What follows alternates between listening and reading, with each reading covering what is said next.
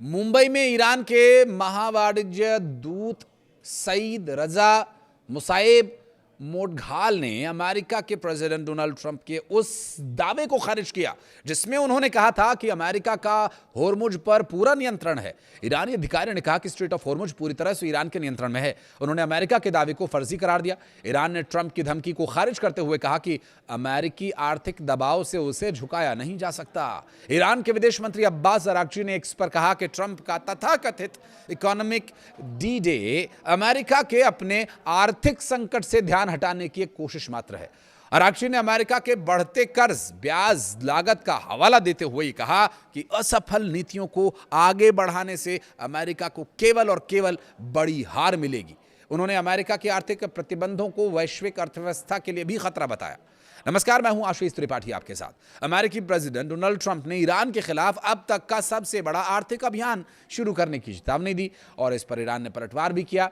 दरअसल Donald Trump ने कहा कि जो भी देश ईरान को वित्तीय संस्थानों, कारोबार, हवाई अड्डों, सरकारी इकाइयों के जरिए किसी भी तरह की लाइफलाइन उपलब्ध कराएगा, उसे गंभीर आर्थिक परिणाम भुगतने पड़ सकते हैं। हालांकि ट्रंप ने यह स्पष्ट नहीं किया कि उनकी नज़र में वे देश कौन से हैं उनके खिलाफ जिनके खिलाफ वे कार्रवाई करने की बात कह रहे हैं।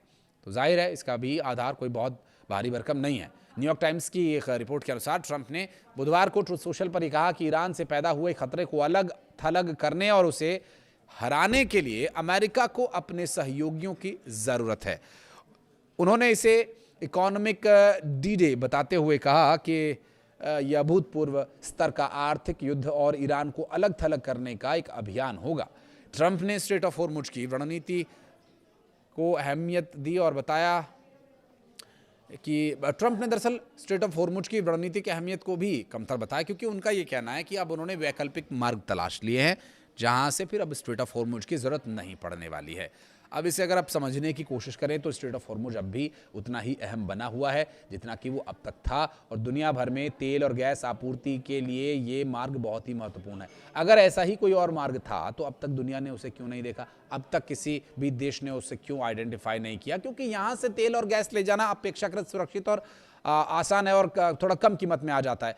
हाँ, हालांकि अमेरिका और इजराइल के द्वारा ईरान पर किए गए हमले के बाद से ये स्थिति थोड़ी गंभीर और ख़तरनाक ज़रूर बनी हुई है।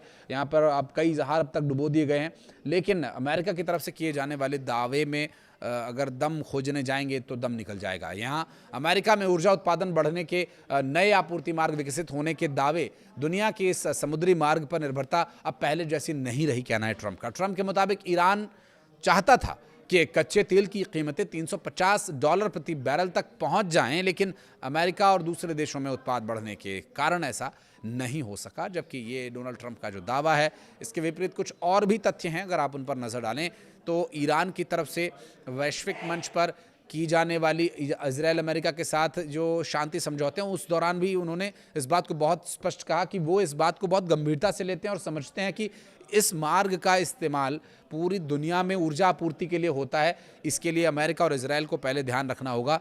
अगर वो इस बात का ध्यान रखते हैं तो ईरान पूरी तरह से उन देशों के साथ है जो इस मार्ग का इस्तेमाल तेल गैस की आपूर्ति के लिए करते हैं और उनके लिए कोई खतरा नहीं है। लेकिन वर्तमान समय में जो परिस्थितियां हैं उसे देखकर ईरान ने जो बातें कही हैं, अमेरिका नहीं चाहता कि वो लोगों तक ठीक तरीके से पहुंचे, जिस पर कि एक बार फिर से डोनाल्ड ट्रंप का दावा देखने को मिला, जो बार बार अपने बयान देकर के उस पर यू टर्न लेने के लिए बहुत फेमस हैं।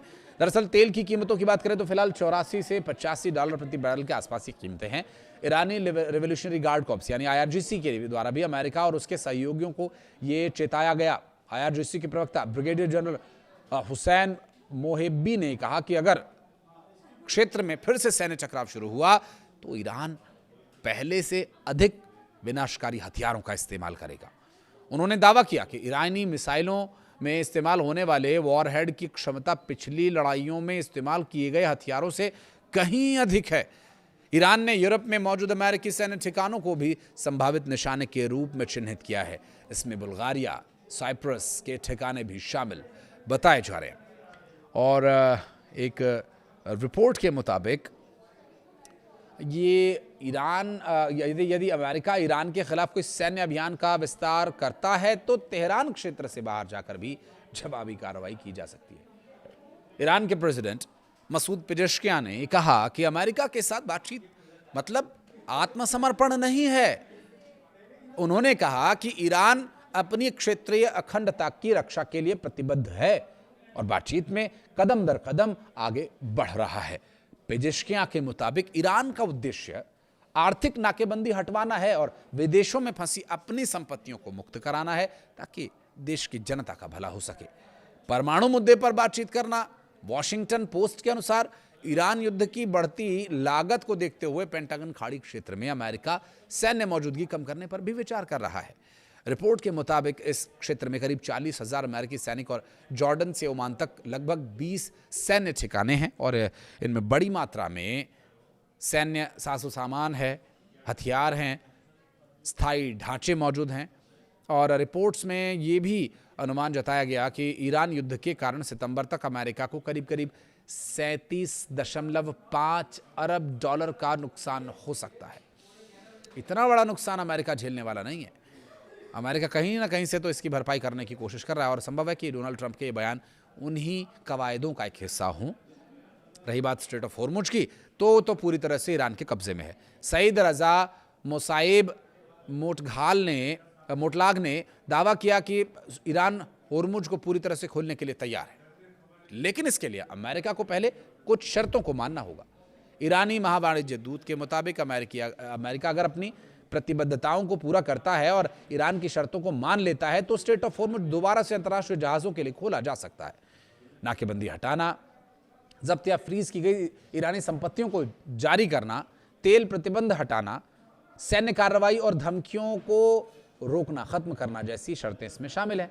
यूएई ने व्यापारिक रिश्ते तोड़े अमेरिका से, प्रतिबंध पर प्रतिबंध लगाता रहा अमेरिका। ईरान इन सब के लिए बहुत पहले ही तैयार हो चुका था। अब आप इसको ऐसे समझें कि जो परिस्थितियां हैं उन्हें पूर्व supreme leader Ayatollah Ali Khamenei इनकी नीयत को समझते हुए पहले से ही जानते थे।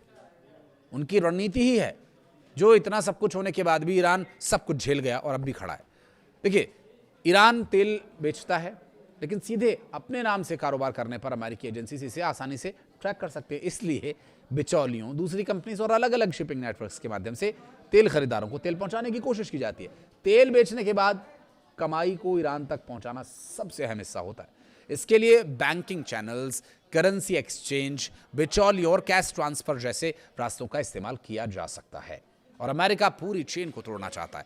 अमेरिका तेल के साथ उन जहाज़ों, कंपनीज और वित्तीय नेटवर्क्स पर भी कार्रवाई करना चाहता है जो इस कारोबार में उनकी मदद करते हैं। तभी तो डोनाल्ड ट्रंप कह रहे हैं कि हम उन देशों को निशाना बनाएंगे प्रतिबंधों को झेलने के लिए वे तैयार रहे हैं। कौन देश हैं, नाम क्यों नहीं ले रहे, बताओ ना आप खुल करके अंतर्राष्ट्रीय मंच पर। मकसद ईरान के लिए तेल बेचना है और उसकी कमाई को मुश्किल करना है, जो अभी फिलहाल खुद उन्हीं के लिए मुश्किल बना हुआ है। बहरहाल ईरान और अमेरिका के बीच जारी जो मिसाइली और हथियारों का हमला है, उसके बीच एक ये स्ट्रैटेजिक वॉर भी चलती रहती है, जिसका कि असर पूरी दुनिया पर देखने को मिल रहा है।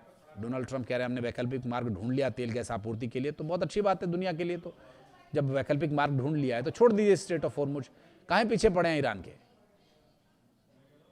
वीडियो को यहाँ तक देखने के लिए बहुत धन्यवाद।